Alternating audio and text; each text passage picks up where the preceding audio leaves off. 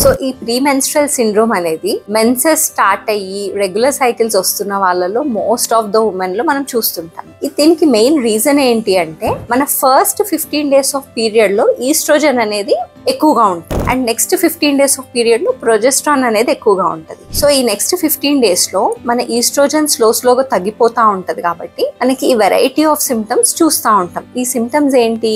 Irritable గా ఉండడము, చాలా స్ట్రెస్ గా ఫీల్ అవ్వడము, కొంతమందికి పింపుల్స్ రావడము, ఆర్ అన్నెసరీ ఫుడ్ క్రేవింగ్స్ ఉండడము, బ్లోటింగ్ ఎక్స్పీరియన్స్ అవ్వడము, స్లీప్లెస్ గా ఉండడము, చిన్న వాటికి డిసప్పాయింట్ అయిపోతా ఉండడము, ఇలాంటి వెరైటీ ఆఫ్ సిమ్టమ్స్ చూసి వాళ్ళు చాలా అప్సెట్ గా ఉంటారు. సో చాలా మంది ఏమనుకుంటారు, ఇది వాళ్ళు ఊరికే అట్లా బిహేవ్ చేస్తున్నారేమో, అటెన్షన్ సీకింగ్ కోసం చేస్తున్నారేమో, కొంతమంది అయితే ప్రీమెన్స్ట్రల్ సిండ్రోమ్ మిత్ అని కూడా అనుకుంటారు. But it is not correct. So ఈ టైంలో మనం ఏం చేయాలి? వాళ్ళకి కొంచెం అర్థం చేసుకోవడానికి ట్రై చేయడము, వాళ్ళకి అటెన్షన్ ఇవ్వడము, వాళ్ళ ఉన్న స్ట్రెస్ లెవెల్స్ ని తగ్గించడం కోసం అని చెప్పేసి వాళ్ళకి ఫిజికల్ అండ్ ఎమోషనల్ సపోర్ట్ ఇవ్వడము, అండ్ దానితో పాటు ఆ ఉమెన్ ఆ టైంలో కొంచెం మెడిటేషన్ చేయడము, యోగా చేయడము, డీప్ బ్రీదింగ్ ఎక్సర్సైజెస్ చేయడము, వాళ్ళకి ఇష్టమైన హాబీస్ క్రియేట్ చేసుకోవడం, ఇలాంటివన్నీ చేయడం వల్ల ఈ ప్రీమెన్స్ట్రల్ సిండ్రోమ్ ని కొంచెం ఓవర్కమ్ అవుతాం. బట్ మెయిన్ వచ్చేసి life style modifications and physical and emotional support during this period. Thank you.